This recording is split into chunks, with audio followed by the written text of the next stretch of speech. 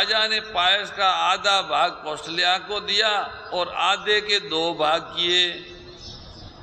वह उनमें से 1 भाग राजा ने कैकेयी को दिया। शेष बचा रहा, उसके फिर 2 भाग हुए और राजा ने उनको कौशल्या और कैकेयी के हाथ पर रखा। उनकी अनुमति लेकर इस प्रकार उनका मन प्रसन्न करके वो भाग सुमित्रा जी को दे दिया। इस प्रकार सभी स्त्रियां रानियां गर्भवती हुई। वे हृदय में बहुत हर्षित हुई, उन्हें बड़ा सुख मिला। जिस दिन से श्री हरि लीला से गर्भ में आए, उसी दिन से सब लोकों में सुख और संपत्ति छा गई, मंगल छा गया। रानियों में एकदम दिव्य स्वरूप आ गया। शोभाशील तेज की खान सभी रानियां महल में रहने लगी। इस प्रकार कुछ समय सुखपूर्वक बीता और वो अवसर आ गया जिसमें प्रभु को प्रकट होना था। योग लगन गर्वार तिथि सभी अनुकूल हो गए। अपने आप भगवान के अवतार का समय आते ही सब अनुकूल हो गए। जड़ और चेतन सब खुश हो गए, क्योंकि राम का जन्म सबके सुखों का मूल है।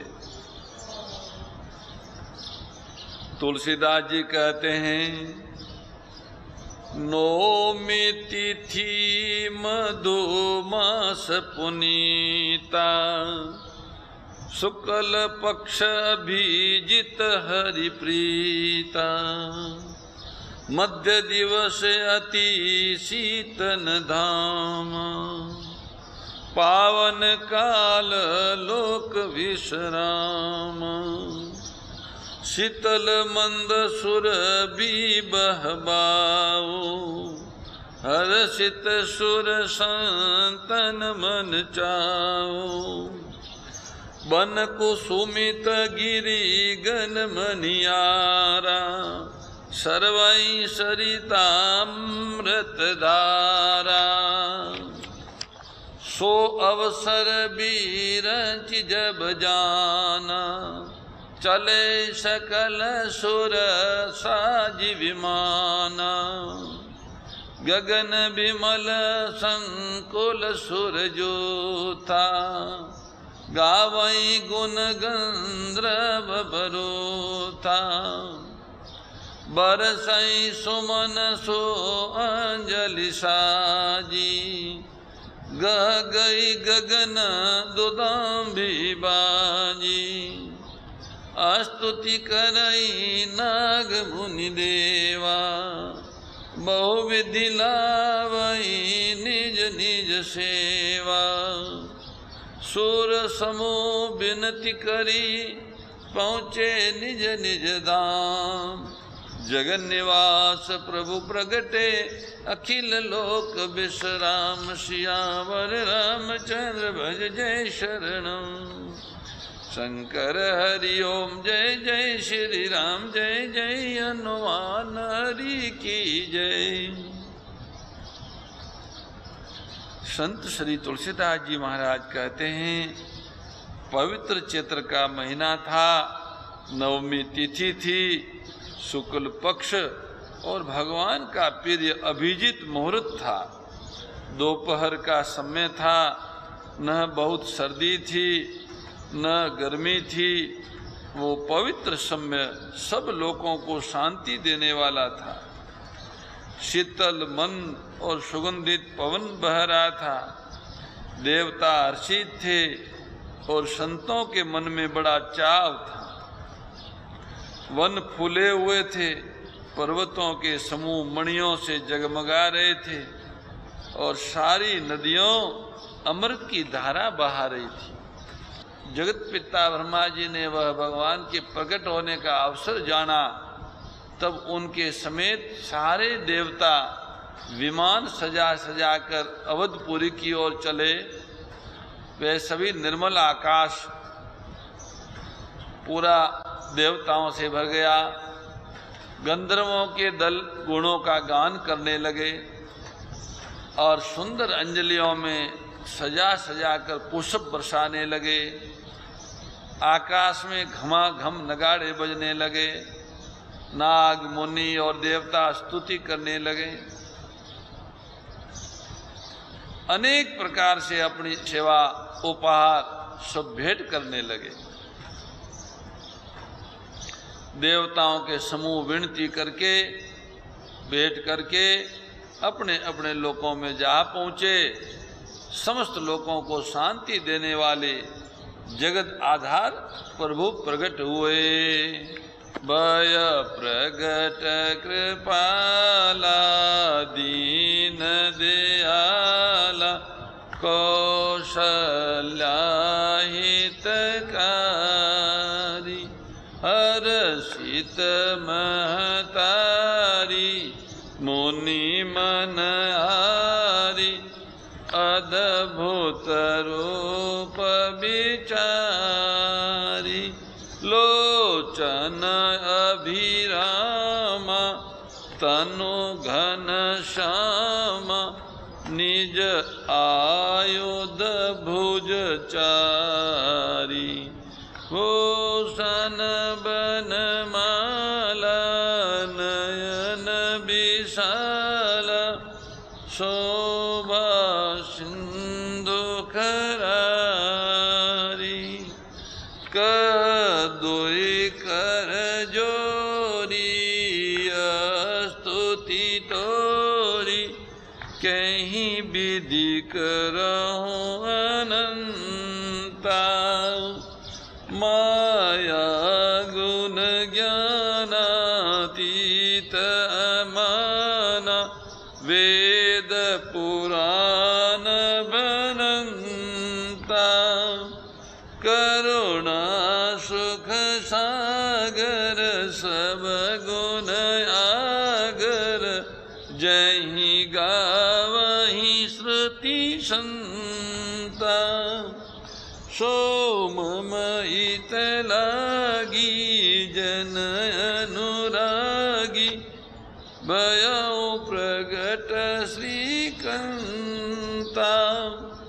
ब्रह्मांड निकाया निरमित माया रोम रोम प्रतिवेद कहे मम उर शोभासी उपहासी सुनत धीर मति धीर न रहे उपजा जब ज्ञान प्रभु मुस्काना चरित बहुत विधि कीन चाहे कई कथा सुहाई मातु बुझाई जय प्रकार सुत प्रेम लय माता पुनि बोली शोभती डोली तजाऊ तातय रूपा की जय शिशुलीला अति प्रियशीला यह सुख परम अनुपा सुनि बचन सुजाना रोदन ठाना होय बालक सुरभूपा यह चरित जिगावै हरिपद पावै तेन परई भवकूपा यह चरित जगावै हरिपद पावै तेन परई भवकूपा विप्रधेनु सुर संत हित लीन मनुज अवतार निज इच्छा निर्मित तनु माया गुण गोपाल सियावर रामचंद्र भज जय शरणम शंकर हरि ओम जय जय श्री राम जय जय हनुमान हरि की जय। संत श्री तुलसीदास जी महाराज कहते हैं दिन दुखियों पर दया करने वाले कौशल्या माता के हितकारी कृपालु प्रभु प्रकट हुए। मुनियों के मन को हरने वाले उनके अद्भुत रूप का विचार करके श्री कौशल्या माता हर्ष से भर गई। नेत्रों को आनंद देने वाला मेघ के समान श्याम शरीर था प्रभु का। उनके चारों भुजाओं में अपने खास आयुध धारण किए हुए थे, दिव्य आभूषण पहने हुए थे, गले में वनमाला थी, बड़े बड़े नेत्र थे। इस प्रकार शोभा के समुद्र तथा खर राक्षस को मारने वाले भगवान प्रकट हुए। दोनों हाथ जोड़कर कौशल्या माता कहने लगी, हे अनंत, मैं किस प्रकार तुम्हारी स्तुति करूं? वेद और पुराण आपको माया, गुण और ज्ञान से परे मानते हैं, आपको परिणाम रहित बतलाते हैं। श्रुतियाँ और संतजन, दया और सुख का समुद्र, सब गुणों का धाम, ऐसा कहकर आपका गायन करते हैं। आप भक्तों पर प्रेम करने वाले लक्ष्मीपति भगवान मेरे कल्याण के लिए ही प्रकट हुए हैं। वेद कहते हैं कि आपके प्रत्येक रोम में माया के रचे हुए अनेकों ब्रह्मांडों के समूह भरे हैं। वे आप मेरे गर्भ में रहे इस हंसी की बात के सुनने पर धीर विवेकी पुरुषों की बुद्धि भी स्थिर नहीं रहती, विचलित हो जाती। जब कौशल्या माता को ज्ञान उत्पन्न हुआ तब प्रभु मुस्कुराए। वो बहुत प्रकार के चरित्र करना चाहते हैं, अतः उन्होंने पूर्व जन्म की सुंदर कथा कहकर कौशल्या माता को समझाया, जिससे उन्हें पुत्र का वात्सल्य प्रेम प्राप्त हो। आपने मुझे पुत्र के रूप में मांगा था, मैं अब पुत्र के रूप में आया हूँ, मेरे प्रति आप पुत्र भाव रखे। इस तरह से माता जी को समझाया। कौशल्या माता की वह बुद्धि बदल गई। तब वो फिर बोली, हे तात, ये रूप छोड़कर अत्यंत प्रिय बाल लीला करो, मेरे लिए ये सुख परम अनुपम होगा। कौशल्या माता का यह वचन सुनकर देवताओं के स्वामी सुजान भगवान ने बालक रूप होकर रोना शुरू किया। तुलसीदास जी कहते हैं, जो इस चरित्र का गान करते हैं वे श्री हरि का पद पाते हैं और फिर संसार रूपी कूप में नहीं गिरते हैं। ब्राह्मण, गोमाता, देवता और संतों के लिए भगवान ने मनुष्य का अवतार लिया है। वे अज्ञानमयी मलिन माया और उसके गुण सत रज तम तथा बाहरी भीतरी इंद्रियों से परे हैं। उनका दिव्य शरीर अपनी इच्छा से ही बना है।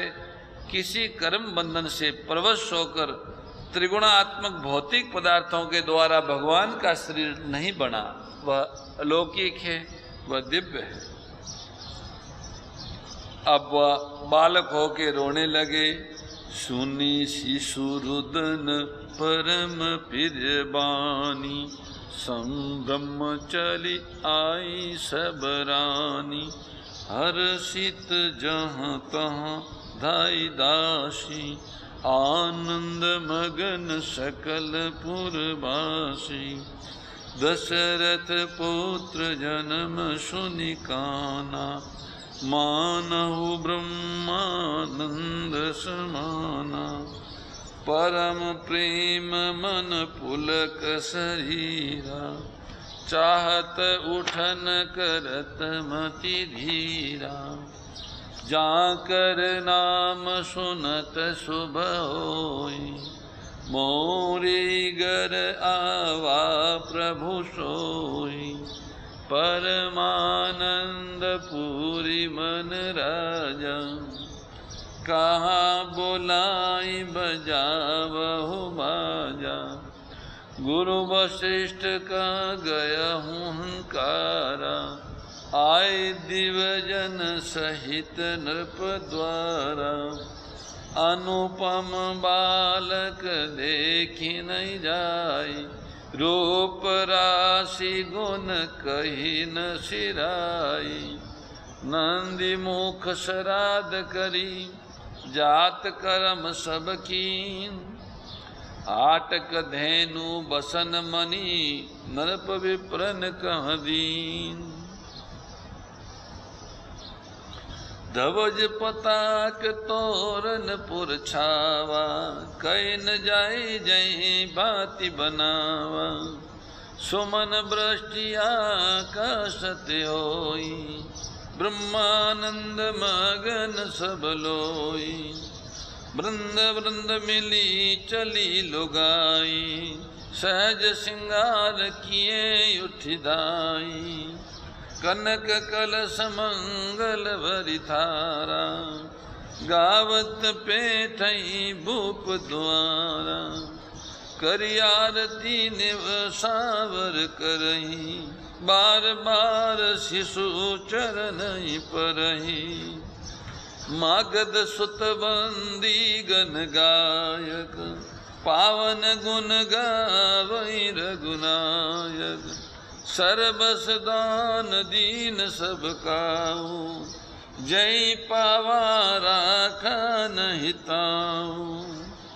मृग मद चंदन कुंकुम कीचा, मचि सकल बीथन बित बीचा। गर गर बाज बधाव, शुभ प्रगटे सुषमा कंद। हर्षवंत सब जहाँ ता, नगर नारी नर वृंद। अद्भुत। जैसे ही ठाकुर जी ने रोना शुरू किया, तो रोने की आवाज सुन के सभी रानियों उतावली होकर कौशल्या जी के कक्ष में आई। दासियों भी हर्षित होकर दौड़ी। सब जगह समाचार फैल गया, सारे पूर्वासी मगन हो गए। राजा दशरथ जी पुत्र का जन्म कानों से सुनकर मानो ब्रह्मानंद आ गया हो। मन में अतिशय प्रेम है, शरीर पुलकित है। आनंद में अधीर होकर धैर्य बुद्धि राजा धीरज रखकर प्रेम में स्थिर हुए शरीर को संभाल कर वे उठना चाहते हैं, परंतु उठ नहीं पा रहे। परम श्रद्धेय गौरीशी स्वामी श्री दत्त शरणानंद जी महाराज की प्रेरणा व मार्गदर्शन में विश्व के सबसे बड़े गौ सेवा संस्थान श्री गोधाम महातीर्थ पथमेड़ा द्वारा संरक्षित लाखों बीमार, विकलांग, वृद्ध एवं अशक्त गोवंश वेद लक्षणा गोमाता की सेवा के साथ साथ भारतीय गोवंश का संरक्षण, संपोषण, संवर्धन एवं उनसे प्राप्त पंचगव्यों का परिष्करण व विनियोग करना, घर घर गोपालन, गो अभ्यारण्य, घास चारा उत्पादन हेतु गोचर भूमि का विकास, गोपालन लोक संस्कृति के पुनर्जागरण हेतु वेद लक्षणा गो महिमा का प्रचार प्रसार करना तथा गोपालक किसानों के स्वावलंबन हेतु गो कृषि अन्न एवं गो दुग्धान का गुणवत्ता युक्त बाजार तैयार करना श्री गोधाम महातीर्थ का पावन उद्देश्य है। आप सभी दानदाता श्री गोधाम महातीर्थ पथमेड़ा द्वारा संचालित गो सेवा महाअभियान में बढ़ चढ़कर सहयोग कर लाखों बीमार, विकलांग, वृद्ध एवं अशक्त गोवंश के गोग्रास सेवा हेतु श्री गोधाम महातीर्थ पथमेड़ा लोक पुण्यार्थ न्यास के बैंक ऑफ बड़ौदा खाता संख्या 084901000238827 IFSC कोड BARB 0 ASHRAM शाखा आश्रम रोड अहमदाबाद में गोग्रास सेवा निमित्त जमा कर सकते हैं।